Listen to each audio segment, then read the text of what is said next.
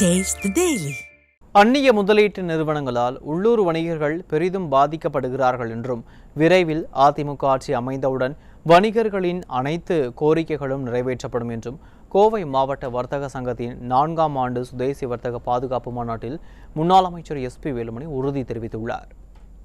தொழிலாளர்களின் ஒற்றுமை உலகிற்கு உணர்த்தும் விதமாக மே மாதம் முதல் நாள் உலக தொழிலாளர் தினம் மிக சிறப்பாக கொண்டாடப்படுகிறது.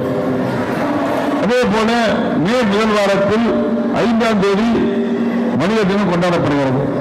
சுதேசி வர்த்தக பாதுகாப்பு மாநாடு மனித தினமான மே 5இல் நடத்துவது மிக சிறப்பான ஒன்றாகும்.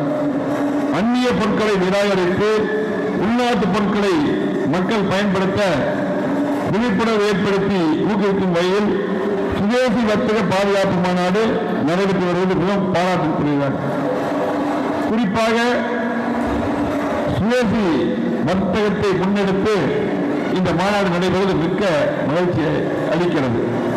மே 5ஆம் நாள் அன்று கோவை மாவட்ட வர்த்தக சங்க நிர்வாகிகள் மற்றும் உறுப்பினர்கள் ஒன்று கூடி எங்கள் ஒற்றுமையை உணர்த்தும் விதமாக குடும்ப உறுப்பினர்கள் உட்பட அனைவரும் கலந்து கொண்டு மாநாட்டை சிறப்பித்துக் கொண்டுள்ளீர்கள்.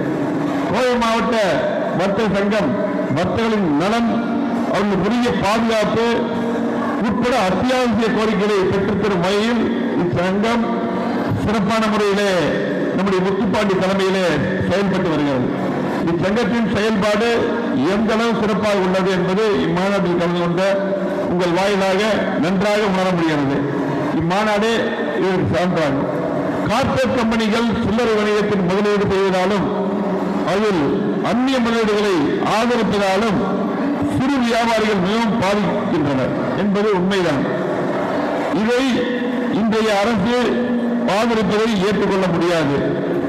இன்றைக்கு பார்த்தீங்கன்னா உதாரணமாக முதல்வர் துபாய் சென்று இன்றைக்கு கோவை லட்சுமி மில் வளாகத்தில் கூட 3 ஹைபர் மார்க்கெட் ஒப்பந்தம் செய்திருக்கிறார்கள். இதையெல்லாம் தவிர்க்க வேண்டும். கண்டிப்பாக அந்நிய முதலீடை கண்டிப்பாக அதை ஆதரிக்கூடாது. எந்த அரசாக இருந்தாலும் ஆதரிக்கூடாது. போக்குவரத்து வசதிகள் குறைவான காலகட்டத்திலேயே சிறிய கிராமங்கள் மற்றும் குக்கிராமங்களில் சிறு வியாபாரிகள் தங்கள் வர்த்தகத்தின் மூலம் பொதுமக்களுக்கு அத்தியாவசிய பொருட்களை அவர் வைக்கும் இருப்பதற்கு அருகே கொண்டு சேர்த்து இந்த சிறு வியாபாரிகள் தான் என்பதை இந்த இனிய நேரத்தில் நினைவு கடமைப்பட்டுள்ளது. சிறு வியாபாரிகள் இன்றைய காலத்தில் சூழ்நிலைக்கு ஏற்ப வர்த்தக நடைமுறைகளின் மாற்றங்களை புதுப்பி வியாபாரம் செய்ய வேண்டும். ஏன்னா இன்னைக்கு பார்த்தீங்கன்னா ஆன்லைன் வியாபாரம் இன்னைக்கு நிறைய உங்களுக்கு நிறைய இடைஞ்சலா இருக்கு. இன்னைக்கு அதுக்கு தகுந்த மாதிரி நீங்களும் எப்படி அதிகமாக வியாபாரம் பண்ண முடியும், அதுக்கு தகுந்த மாதிரி கொஞ்சம் மாற்றி கண்டிப்பாக பொதுமக்களை கவர வேண்டும் என்று அன்போடு கேட்டுக்கொள்கிறேன்.